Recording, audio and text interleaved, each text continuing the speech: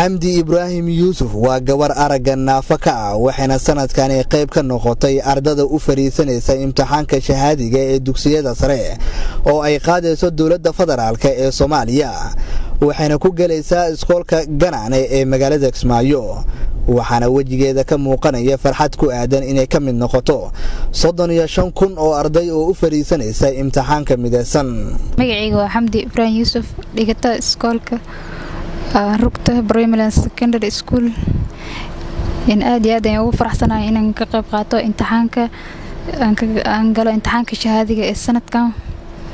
aad ayaan u faraxsanahay dhanka guriga waxaa iga caawiyo familkayga dhanka iskoolkana waxaa iga caawiyo macallimiintayda iyo ardayda fasalka isku fasalka anahay. mustaqbalka waxaan rajeynayaa inaan heer wanaagsan ka gaaro dhanka waxbarashada. inkastoo ay jiraan duruufo badan oo ku xiran qofka baahiyaha gaarka qaba ee doonaya inuu sii wato noloshiisa haddana xamdi ibraahim yuusuf huma kama gelin hayaankeeda waxbarasho inkastoo ay ka codsatay ummadda Soomaaliyeed inay soo caawiyaan si looga daaweeyo xanuunka ka haleelay aragga. caafimaadka walaahi anaga wali ma la kulmay hadda dhakhtar fiican oo laakiin waan rajeynayaa insha Allah inuu indhayga caafimaad ii helaan waan rajeynayaa insha Allah Soomaaliyeed waxaan ka codsanayaa inay garab dhisayaan si aan aniga heerkayga hamigayga aan u gaaro haddii ay noqoto dhanka waxbarasho iyo haddii ay noqoto dhanka caafimaad. maamulaha guud ee iskoolka rugta ayaan la kulmay waana halkii ay wax ka baranaysay xamdi ibraahim yuusuf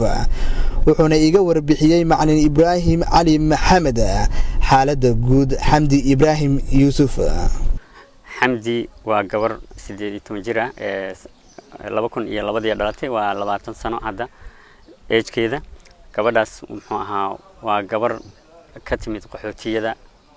xerada Kambacoos waxay wax ku baranaysay Kambacoos gabadhan ayadoo yar oo 5 jir ah ayaa muxuu ahaa madaxa laga qabtay oo xanuun madaxa uu ku dhacay kadibna araggeedu wuu daciifay inta kadibna wax si fiican ula tacaalamay ayna helin aabaheed iyo hooyadeed oo la yiraahdo Asli Aadan Maxamed iyo aabaheed Ibraahim Yuusuf Cabdi waa dad iska reer baadiye ah oo xoolihiin inta badan ay dhaafeen oo wax badan aan haysanin marka si fiican uma taakuleen waxba taakulana uma helin maadaama xamdi caruur kale badan ay la dhasheen oo muxuu ahaa waalidka ay la tacaalayaan caruurtii kale iyo muxuu ahaa siday caruurtaas wax ugu qaban lahaayeen iyo biilkoodii ay la tacaalayaan marka sidaa daraadeed xamdi araggeedu wuu daciifay inta kadib xamdi markii inta la keenay muxuu ahaa waxay la joogtay habaryarteed oo la yiraahdo Aamina Aadan Maxamed oo habaryar u ah habaryarteed ayaa halkan keentay iskuulka kadibna habaryarteed waxay noo sheegtay in xamdi ay muxuu ahaa araggeeda wax laga qaban waayay oo dhaqaatiir yar oo local ah oo inta badan oo muxuu ahaa farmashiyaal iyo waxaas bay geysay laakiin dhakhtar weyn wali lama ay kulmin oo xagga dhaqaalaha uma saamixin xamdi waxa aad ula tacaalayay in badan xarunta curyaanada ee Jubbaland oo ayadana in badan muxuu ahaa iskuulka noogu yimid oo gabadhaas la dadaalayay dhiirigelin u sameynayay wax badan u qabanayay annagana waxaan isku daynay gabadhaas in muxuu ahaa waxbarashada ayna ka harin oo waxbarashadeeda ay wadato aad baan ugu dadaalnay imtixaankii Jubbaland muxuu ahaa 2019 fasalka 8aad way sameysay shahaadiga muxuu ahaa waxa loola tacaalayay si qof muxuu ahaa sida dadka disability oo kale waxa la geenayay meelaha ugu horeeya ee muxuu ahaa safka ee daaqadaha ku beegan iftiin badan ay ka helayso marka saas imtixaankeeda ay ku sameynaysay muxuu ahaa imtixaankina way ku dibtay oo shahaadadii dugsiga dhexe way qaadatay inta ka dambeysana fasalka koowaad ee dugsiga sare ilaa fasalka 12aad rugta ayay dhiganaysay waxaan ula tacaali jirnay sidaas oo kale meelaha iftiinka oo kale aan geen jirnay imtixaanaadka mararka qaarkood waxaan sameyn jirnay waraaqda ayada far weyn loogu soo qori jiray oo si gaar ah ayaa waraaqda loogu soo daabici jiray imtixaanaadkeeda muxuu ahaa wuxuu ahaa imtixaanaad oo muxuu ahaa waraaqdeeda si fiican loo arki karo oo full ah ayaan u sameyn jirnay wasaaradda waxbarashada naftigeed waxa waay waan la wadaagnay aad ayagana dadaal badan ugu bixiyeen gabadhaasita in muxuu ahaa imtixaanaadka ayna ka harin oo imtixaanaadkeeda ay ka qayb qaadato xamdi muxuu ahaa waxa ay muxuu ahaa rajeynaysaa mustaqbalka haddii ay dhakhtar hesho ama qof caawiya ay hesho dad ay hesho waxa la rajeynayaa in araggeeda uu soo rajaynaynaa in la helo dad muxuu ahaa mutadawiciina ama Jubbaland oo kale madaxda Jubbaland oo kale wasaaradda waxbarashada muxuu ahaa dawladda Jubbaland dhammaan in ay u gurmadaan gabadhan sidii wax loogu qaban lahaa xagga arageeda waxbarashadeedana aad ay u jeceshahay hamigeedana waxa ku jira xataa inay jaamacad dhamaysato oo muxuu ahaa mustaqbalka waalidkii iyo qoysaskii ay ka timid ee saboolka ahaa si ay u taakuleyso oo wax ugu qabato in ay wax u qabtaan oo ay taakuleeyaan gabadhaasi cidii awoodi karaysa inay muxuu ahaa dhaqtar iyo wax ka bixiso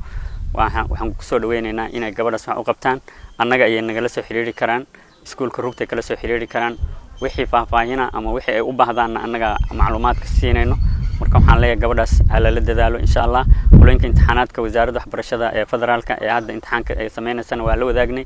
oo gabadha hadda imtixaankeeda waxa waa la dadaalaa oo muxuu ahaa waxaan rajaynaynaa mustaqbalkeeda inuu noqdo mid aad u wanaagsan hadii Ilaahay idmo wasiirka wasaaradda waxbarashada hidaha iyo tacliinta sare ee dowlad goboleedka Jubbaland Cabdinaasir Saraar Maax oo kormeer indha-indheen ah ku marayay xarumaha ay ka soconayaan imtixaanka magaalada Kismaayo ayaa dhankiisa waxa uu la kulmay Xamdi Ibraahim Yuusuf